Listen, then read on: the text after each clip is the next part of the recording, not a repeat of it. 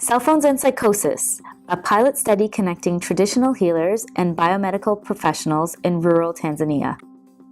CAMH has been collaborating with Muhimbili Hospital and the Ministry of Health and Social Welfare in Tanzania for several years now, about 7 years I would say. What we've done is move from strict or straightforward training into the cultural adaptation of some of the tools, and more specifically the culturally adapted motivation interviewing, translated into Swahili, tested it in the field, made sure that it was sensitive to the cultural nuances of various regions of Tanzania. Due to cultural beliefs and lack of rural biomedical services, over 60% of Tanzanians seek mental health care from widely accessible traditional healers who tend to treat the spiritual causes of psychosis, a recognizable and prevalent condition. Traditional medicine often attributes mental health issues to spiritual and intuitive causes. In contrast, the biomedical model focuses on biological, psychological, and social causes of mental illness.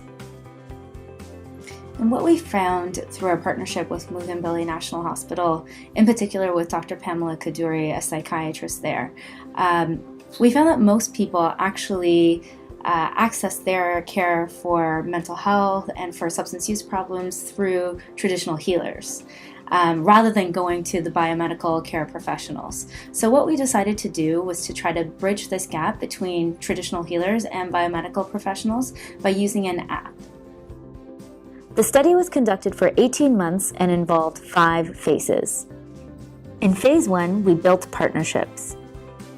The initial months of the project were spent developing partnerships with various agencies. Noxit Software Solutions, a local company which develops apps in both Kiswahili and English for various organizations, agreed to develop the app as well as manage and store the collected data. Another partnership we developed was with the administrators and staff at Pangani District Hospital. My name is Dr. Elisei Magire. So I hope to this interaction relation between those 3 groups, patients, traditional healers, and the biomedical staff, to help the patient to be attended in a proper way. We also developed a partnership with administrators and members from Chawatiata, a traditional healer association in Tanzania. Utasaidia kwa sababu itakuwa watu wa tiba ya mbadala kutokana na zile simu ambazo zitaashiria ugonjwa huu si wa tiba mbadala, ni tiba ya uganga wa jadi, watapelekwa hospitalini. In phase 2, we developed a mobile app. Noxit Software Solutions developed the mobile psychosis screening and consultation app in Kiswahili based on English wireframes developed by a practicum student at the University of Toronto. Here are some of the features of the app. It functioned as a screening tool. It contains the mobile, culturally adapted version of the Psychosis Screening Questionnaire, or PSQ. It was also a communication tool. It has discussion capabilities via text or phone between traditional healers and biomedical professionals. Lastly, it was also a data collection tool. Patient profiles were created and information was entered, accessed, and stored by providers from both systems of care. In phase 3, we trained traditional healers and biomedical professionals. A total of 32 traditional healers and 2 biomedical professionals were included in the study and participated in a 2-day orientation. The orientation involved an overview of the study, training about mental illness from both traditional and biomedical perspectives, how to use the mobile app, and provided an opportunity for discussion. Phase 4 involved the screening, referral, and treatment process. The traditional healer completed the preliminary assessment to determine the nature of the patient's visit. A patient profile was created in the app. Individuals were screened using the mobile PSQ. Those with a positive score for any psychotic symptoms were referred to Pangani District Hospital. The individual was provided with a referral card and their unique identification number to present at the hospital to identify themselves as study participants. The biomedical professional used the unique identification number to access the patient's profile. They then completed the PSQ assessment via the app. A diagnosis was made and biomedical treatment was provided. The biomedical professional then input the diagnosis and course of treatment in the app and the hospital registry. Follow-up appointments were scheduled and the patient was re-referred back to the original traditional healer. Phase 5 involved evaluation and results. We're really motivated by the promising results from this pilot study. The acceptability of the app by traditional healers was confirmed.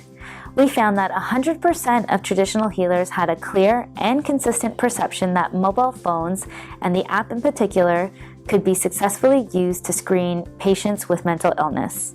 We also found that 69% of traditional healers use the mobile app successfully by developing patient profiles, screening, and consulting with biomedical professionals. Of the patients who were referred to Pangani District Hospital, 61.1% presented at the hospital and were treated by participating biomedical professionals. This finding was of particular importance as it showed the crucial role that the app played in providing holistic treatment for individuals affected by psychosis. One male patient who participated in the study said, "The health changes and improvement that I have seen after being advised by the traditional healer to start attending treatment at the government hospital and to start medication has led me to see some positive changes. Before doing this, I was shouting and I was very rough, but now you can see me. I can even sit and talk to you. Now I'm very much aware of what is going on in life, and at least people can trust me, thanks to this traditional healer who influenced me to go to the hospital." So what we have done recently is expanded the range of partners in terms of traditional healers across the country. We've built relationships with different regions of the country, and we're hoping that with this expanded partnership that we could scale up this project, make it a national one. So what we're hoping to do is actually expand the project to 6 new areas in Tanzania. And with that, we would be developing partnerships with other primary health care institutions within those areas, as well as recruiting traditional healers through Traditional Healer Association to participate in the project. This project was funded by Grand Challenges Canada. In partnership with Muhimbili University of Health and Allied Sciences in Tanzania and the Office of Transformative Global Health at the Center for Addiction and Mental Health in Canada.